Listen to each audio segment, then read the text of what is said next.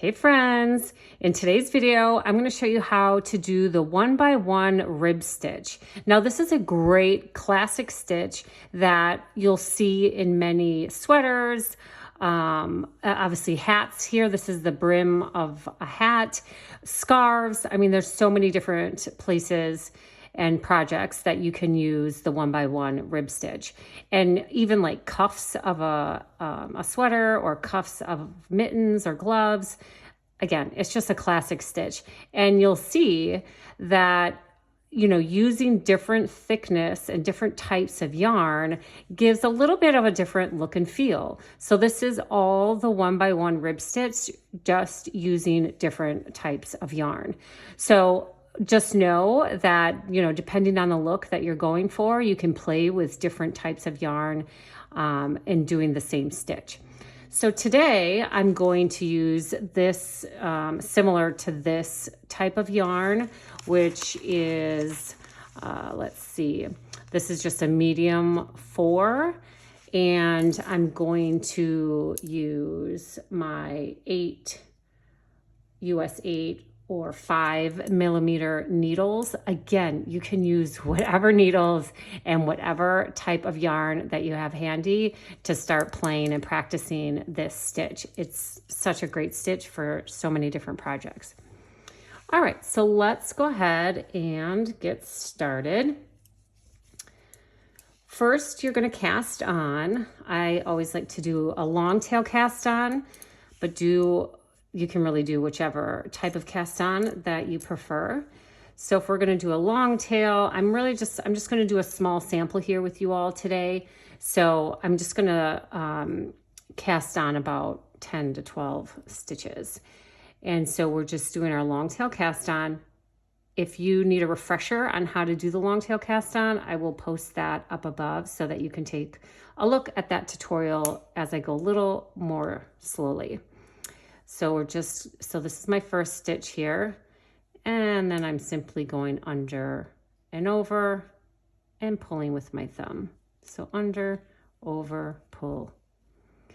And I'm just going to put a good sampling of stitches here.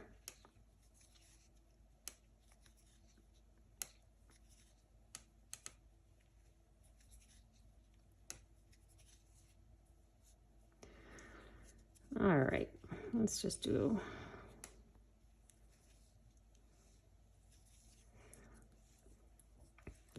Okay, so once you have your stitches casted on and you flip your needle, all we're doing here with the 1x1 rib stitch is, if we take a closer look, we're just doing a knit stitch followed by a purl stitch and a knit stitch followed by a purl stitch. And so we're just alternating.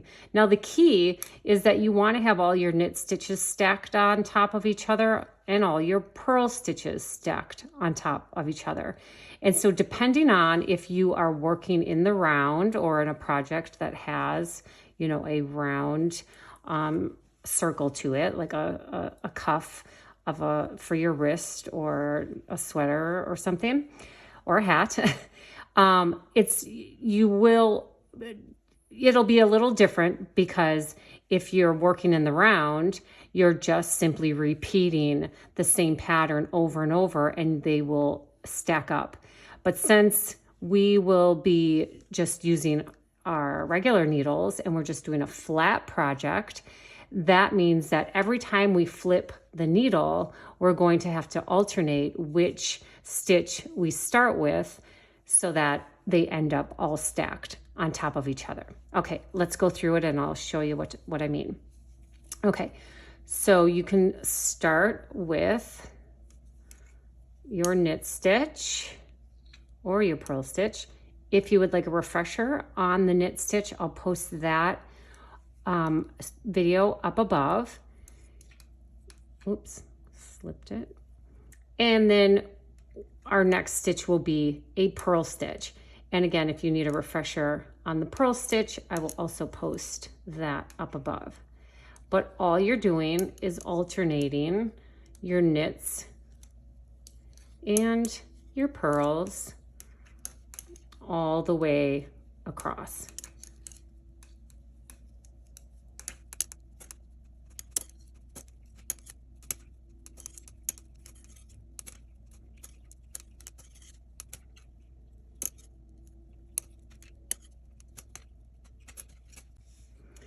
And once you've made it all the way across, you're just going to flip your work.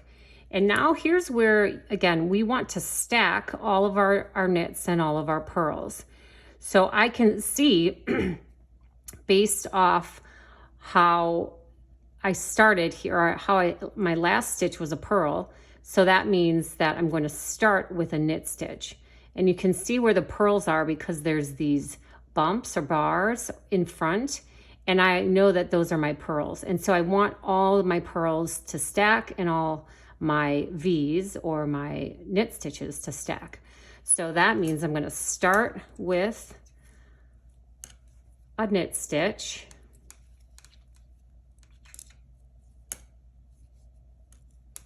followed by a purl, and then just alternate all the way down.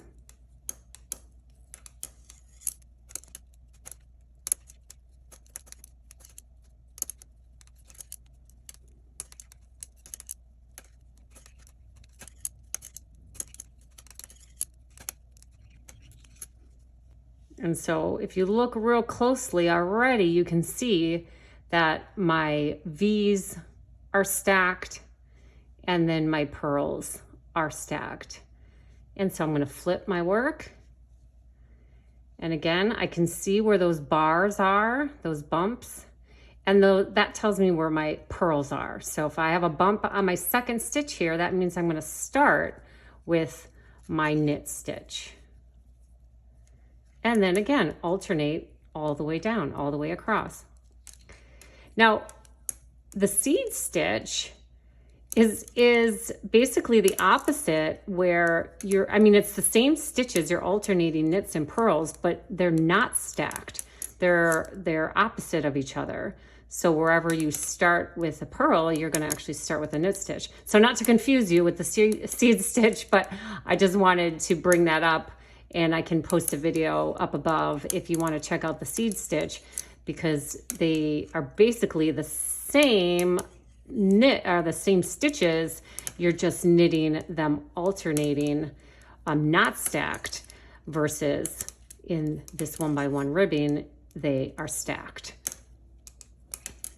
But if you can do this stitch, you can do the seed stitch as well.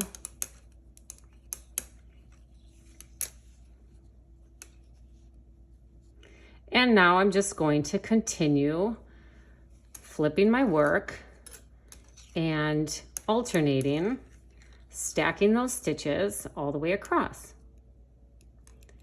So I'll meet you back here. I'm going to create a little bit of length here, and I'll meet you back here to show you what it looks like.